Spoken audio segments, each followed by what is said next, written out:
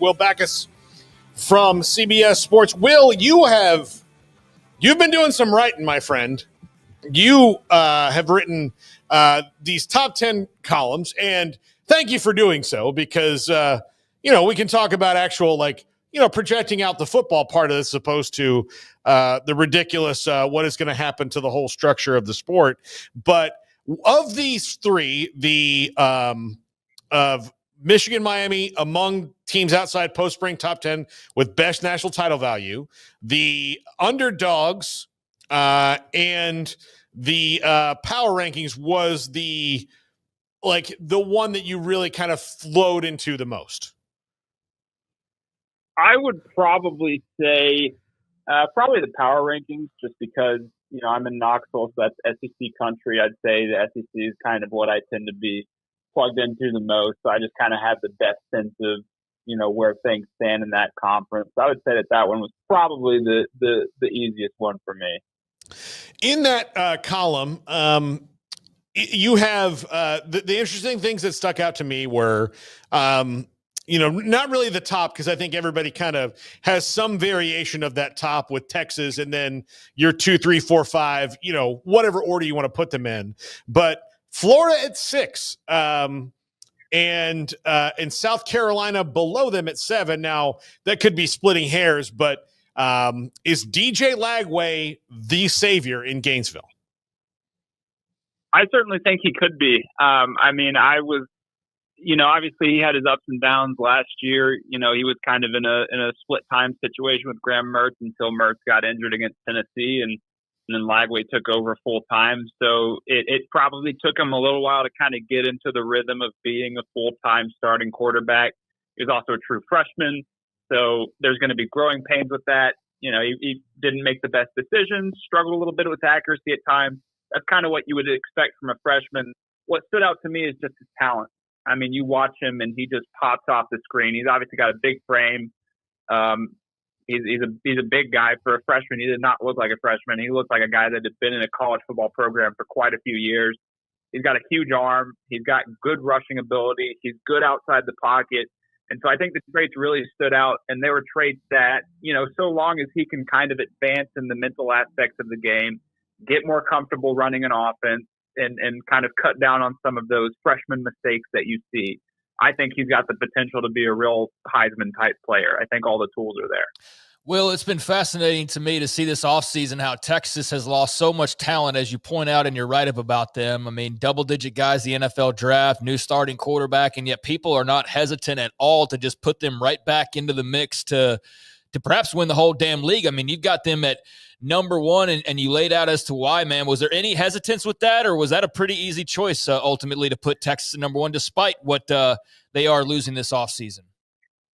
Yeah, I flopped between Texas and LSU a good bit, just because I think LSU's done a really impressive job in the transfer portal this offseason. But I ultimately went with Texas because, yeah, they're losing a lot, but the talent base that Steve Sarkisian has built there is frankly ridiculous. I mean, they do an incredible job recruiting, and he's also the type of coach that does a really good job not over-relying on the transfer portal.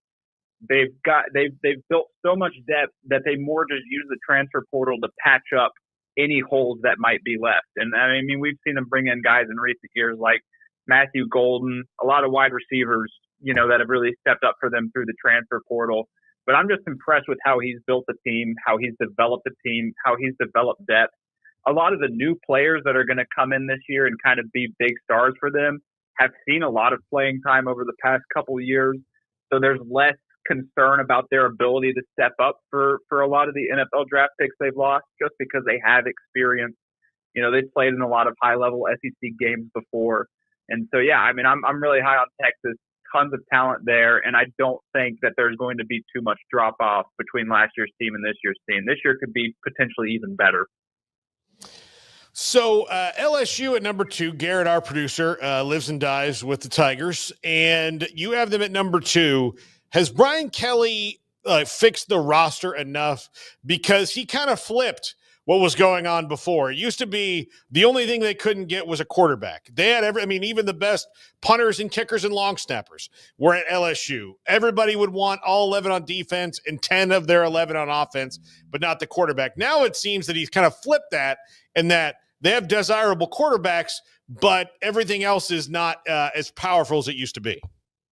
For the past 4 years, we have trusted Jackery to keep us powered while on the road. The Explorer 5000 Plus provides 5,040 watt hours of portable power, so we can move it around our house or even take it to a family member who's lost power. We've already had 3 power outages since moving, and our fridge and Wi-Fi are definitely the most essential for us. Pair it with the smart transfer switch to power your entire house off the Explorer 5000 Plus. We can't wait to take this little one camping, but for now, we're enjoying all the snuggles with peace of mind at home.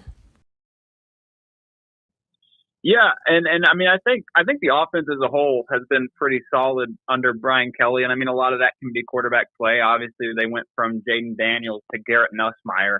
That's the type of transition that pretty much every single school would kill for. But I mean, they've had good wide receivers too. Malik Neighbors is a guy who was really good at LSU. He's lighting it up in the NFL now. And you know, they've had solid offensive line play with guys like Will Campbell standing out on the offensive line. So I think offensively they've been really good under Brian Kelly. Their defense has been a mess, and specifically in the secondary, which is surprising because you look at LSU, like they're one of the schools that historically has a claim to DBU, right? Like we're used to LSU turning out NFL caliber defensive backs on a yearly basis, and the types of defensive backs that most schools would want to have. But the secondary has been way below the level that it needs to be in recent years, and so I think that's what I really have my eye on this upcoming season, is if they can get that secondary to come together. And they need some defensive linemen to stand out as well, too. They need to be better at getting after the passer. It would be helpful if Harold Perkins Jr. is healthy for a full year, because he's a really solid pass rusher, kind of a pass rusher linebacker hybrid. And so, yeah, I've got my eye on the secondary. They did a good job in the transfer portal, getting guys like Mansour Delane from Virginia Tech who can start at cornerback immediately. You know, a couple safeties like Tamarcus Cooley from NC State. I'm just interested to see how those pieces come together, and if LSU can start taking steps back towards being that defensive back factory we've expected them to be. You got Oklahoma right in the middle. They had as busy of an offseason as anybody probably other than Texas Tech in terms of making waves and headlines. How did you kind of settle on how high to go with them based on, kind of getting high on the own supply of what they've done this offseason, and also just the reality of like, hey, making moves are great, but you also got to put it all together on the field? How did you kind of determine where to slot them given the great momentum, but still the lingering question marks? Yeah, I mean, you mentioned the top of the power rankings. Honestly, what was most difficult for me was kind of sorting out that middle bunch between Texas A&M and Oklahoma and Auburn and even Tennessee. Like, I kind of had all of them in the same type of tier, where there's a lot of uncertainty in this offseason with each of these teams. Obviously, Tennessee's coming off a couple good years. A&M had a pretty good year in its first year under Mike Elko. And then Oklahoma and Auburn are kind of searching for life with their coaches, right? But, yeah, I mean, all of them have had interesting off seasons. And Oklahoma is one where I'm excited about the new offensive coordinator, Ben Arbuckle. I think he's the exact type of guy that Oklahoma needs to kind of revive that offense and get more out of the quarterback position. I'm still pretty hesitant about their wide receiver situation. You know, last year it was a complete mess, and injuries didn't help there. They got hit with an absurd amount of injuries at wide receiver. That's not always your fault. So this year they took, I think, like 4 or 5 transfers at wide receiver just to make sure that they're going to be able to have some guys out there, right? But, you know, I'm curious as to how it develops there. But, yeah, I mean, I really like the Arbuckle hire, and obviously bringing Arbuckle's quarterback, John Mateer, from Washington State, a guy that knows his system, a guy that has showed out in his system and performed really well in his system. There's some synergy there. I think that's something that could really work for Oklahoma coming up this season. You also wrote about the 10 bleakest quarterback situations. I'll just start in the heart of Big 12 country here. There are 2 Big 12 teams on your list. At 7, UCF, and at 1, Oklahoma State. And the old adage was, if you've got a quarterback, you've got one. If you've got 3, you've got none. And that seems to be kind of the theme of this article, starting with UCF and then Oklahoma State. They're both in different spots. One is a coach coming back essentially in his first year with a program. I know that's not really with Scott Frost, but his first year in this new era there. And then the other one is a guy who is, for the first time, under fire after 21 years of this program. Yeah, I mean, UCF is and these are schools that, even when you look at like Pleaka's quarterback rooms, I think all of them are even a little bit different when you really sit down and analyze them. Like, for example, UCF's quarterback room has 3 guys that have played a lot of college football. They've got Cam Fancher, who was a starter at Marshall and Florida Atlantic. They've got Taven Jackson, who spent time at Tennessee. He started some games at Indiana, so he's played in the SEC and the Big Ten. And then they've got Ja'Cory Brown, who started some games for UCF last year and has played high-level college football before. So they've got a lot of guys that have a lot of experience, but they're also guys that have kind of flamed out at schools they've been at, right? Like Taven Jackson couldn't win the starting job at Tennessee. He couldn't hold down the starting job at Indiana and got beat out by a transfer last year in Curtis Rourke. Cam Fancher was kind of up and down when he was at Marshall and Florida Atlantic. Never really impressed too much. And if he's not going to get it done there, not sure he's going to be able to get it done at UCF. And then Ja'Cory Brown, like I said, he started a little bit for UCF last season, but the same kind of situation where he just could not take advantage of an uncertain quarterback situation. So you got 3 experienced guys, but none of them are really impressive. And then you look at a school like Oklahoma State, where they've got 3 guys that have never thrown a pass in the college football game before. Like none of the quarterbacks on their roster have attempted a pass in a college football game. And so there's just so much uncertainty there because they're young. A guy like House Haney was a 4-star prospect out of college. And Zane Flores was also a pretty decent level recruit, but they're completely unproven. And especially at a school like Oklahoma State, which has had so much stability under Mike Gundy. I mean, Mike Gundy's a quarterback guy. Like, that's his thing. He was a quarterback coach. He was an offensive coordinator. You would expect him to be able to figure out the quarterback position, but it's just such a huge question mark for Oklahoma State this season that it was hard to put another school in that spot. You also list Kentucky on the list here, and Zach Calzada, who has been everywhere. He's been at A&M. He's been at Georgia. He's been at Incarnate Word. He's made trips around the South. Is probably going to start, I would think, there, but they've got 5 guys. Did they know anything like after spring about where they're leaning? Because they do have like 2 grad transfers and then a bunch of freshmen. Yeah, I mean, I think it's going to be Calzada. It would almost have to be, right? Because their other graduate is Bo Allen, who actually signed with Kentucky originally and spent a few years with the program, transferred out, and then transferred back in. He's never really been a consistent starter, no matter where he's gone. I think he was just a guy that they brought in, maybe to be a clipboard quarterback. He's experienced, so he can kind of help some of the younger guys, coach them up. And he's also just a break glass in case of emergency type depth option, right? You just kind of want another guy with experience, especially when you've got, 2 true freshmen and a redshirt freshman.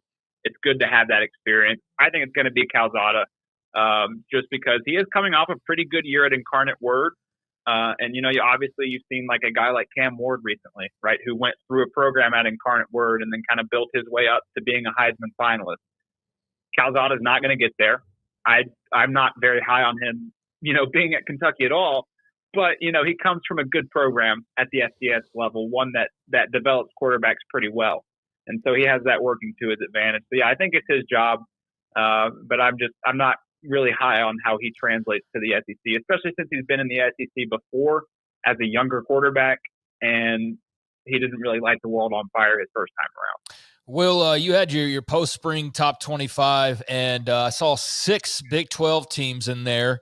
And as is probably going to be the case with most polls, there's not a real great separator, right, for these teams. You kind of have an idea who's going to be good, but how do you sort of separate them? You got K-State at 13, BYU 14, TCU 15, Arizona State 17, Iowa State 19, Texas Tech 21. If that plays out the way that you think it might, it ought to be a crazy year in the league. Just how wild do you think the Big 12 can get, and why K-State as is your top team, but what separated them maybe slightly from the rest of them? Yeah, I mean, I think the Big 12 is going to be chaotic, right? And that's just kind of the Big 12 signature. The Big 12 is chaos incarnate. Like, that's just a conference. Like, I am so glad that I was not tasked with power ranking the Big 12 specifically or picking a Big 12 winner, because at this point I kind of just feel like it's a bit of a dart throw. Like I look at quarterback situations. I really like what Avery Johnson can be for Kansas State, but I mean, almost every other school in the Big 12 also has a super experienced quarterback, right? I mean, BYU does, TCU does, Arizona State does, Iowa State does, Texas Tech does, Baylor does.